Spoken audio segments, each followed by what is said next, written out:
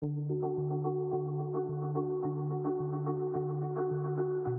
Hiper FM estás comigo, André Silva. A Filipa Costais, nutricionista, está por aqui para irmos ao episódio desta semana de Uma Pitada de Nutrição. Filipa, semana passada falámos do chocolate.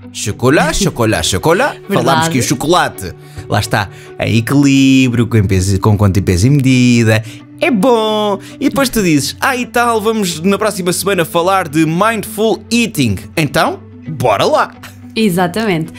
Olha, então quero só fazer um esclarecimento relativamente ao episódio anterior, em que eu, quando estava a comparar as diferenças entre o chocolate negro e outros tipos de chocolate na quantidade que seria a incluir no dia-a-dia, eu falei que a diferença era mais ou menos 100 calorias e eu não queria dizer 100, queria dizer 10. Portanto, era só isso. Foi só um zero a mais. Sim, foi só um zero a mais. Exatamente. Pronto, hoje vamos falar de Mindful Eating, que é algo que vem muito associado a esta questão do chocolate, porque muitas das pessoas que têm esta necessidade de comer um doce, um chocolate ou um alimento específico, acontece muito devido a algumas emoções ou sensações que elas vão tendo e que naturalmente as leva a procurar esse tipo de alimentos.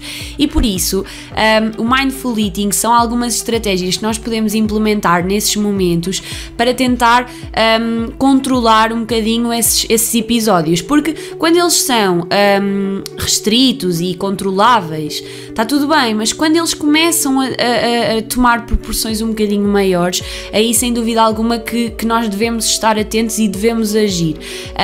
E o Mindful Eating tem vindo a revelar-se muito interessante, não só para quem já tem esse tipo de doenças, como é o caso da compulsão alimentar, do binge eating, de outras doenças assim, mas também nas pessoas ditas comuns, ou seja, que têm só alguns episódios de craving, ou seja, de vontade, de ânsias por comer um determinado alimento. Pronto. Sim.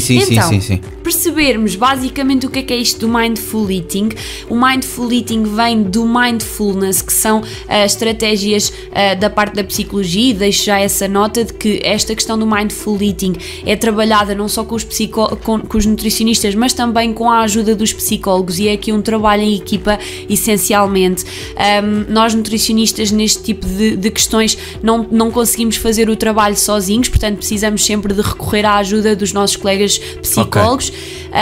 E esta estratégia do Mindfulness é muito utilizada na psicologia, e basicamente é nós estarmos, é a nossa capacidade para estarmos abertos, receptivos e presentes no momento futuro, no momento presente, desculpem. Sim. Ou seja, é vivermos efetivamente Enjoy o the presente. Moment. Exatamente. Enjoy the moment. Sim. Estarmos conscientes para os nossos padrões habituais de pensamentos, de emoções, de comportamentos, e isto faz com que nós também estejamos mais abertos a ter algumas respostas para essas mesmas emoções e comportamentos que vamos tendo. E depois, relativamente ao Mindful Eating, é basicamente isto transposto para o momento da alimentação ou para o ambiente alimentar, ou seja, é nós estarmos termos uma prática consciente, sem qualquer tipo de julgamento das nossas sensações físicas ou emocionais durante o ato de comermos ou no ambiente alimentar, ou seja, pode não ser só durante o momento em que nós estamos a comer, mas sim, por exemplo, quando estamos presentes numa festa de anos em que há uma quantidade muito grande de comida, pode não ser, esse tipo de situações. Sim.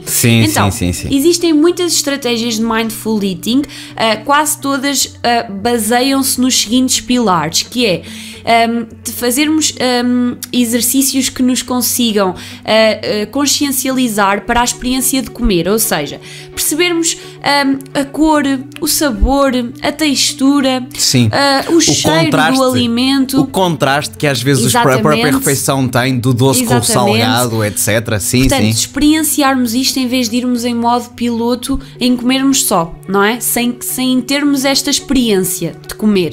Depois, reduzir a velocidade em que comemos, que isto é muito comum. A maior parte das pessoas come muito rápido e no fundo não consegue ter esta experiência se comer rápido, como é óbvio. A meditação guiada e focada para a consciencialização da fome e da saciedade, e aqui muito parte dos psicólogos.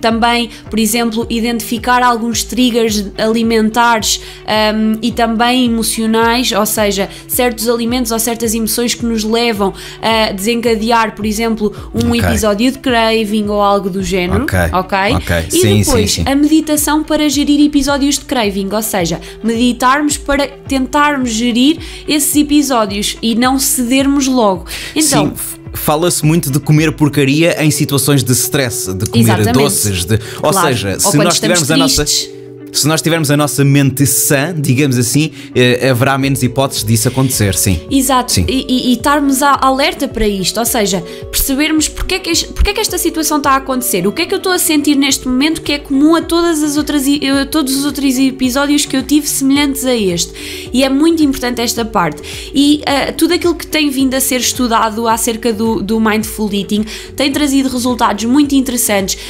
A nível das sensações, aumenta as nossas sensações para a fome, para a saciedade, gera também o nosso ritmo de alimentação, o ambiente alimentar. É impossível nós aplicarmos aquelas estratégias que falámos ainda agora, por exemplo, se estivermos na sala a ver televisão com o telemóvel ao lado a receber notificações, não é? Portanto, sim, também exige aqui alguma alteração da forma como nós comemos e do local, do ambiente onde o fazemos.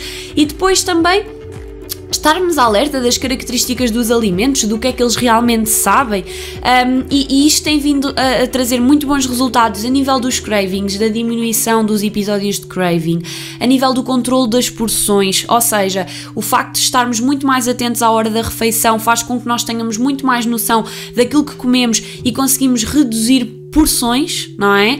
Depois sim, também temos um menor consumo de alimentos com alta densidade energética, por exemplo o chocolate, que é um desses alimentos. O facto de nós experienciarmos aquele momento faz com que nós tenhamos, não precisemos de estar a comer tanta quantidade, não é? E temos mais noção da porção que comemos, e isto depois, em muitos casos, leva realmente a uma perda de peso saudável, não é? Sim, que é muito importante.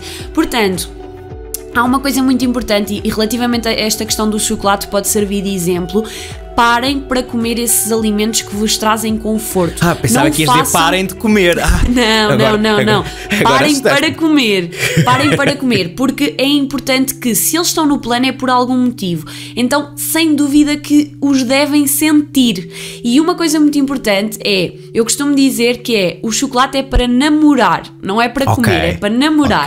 Então, os nossos receptores de doce na nossa língua estão na ponta. E onde é que nós comemos o chocolate? Quase sempre lá atrás. Sim, exatamente. Ou então mastigamos e engolimos logo. Não, é para ele andar ali e para o namorarmos. Pronto.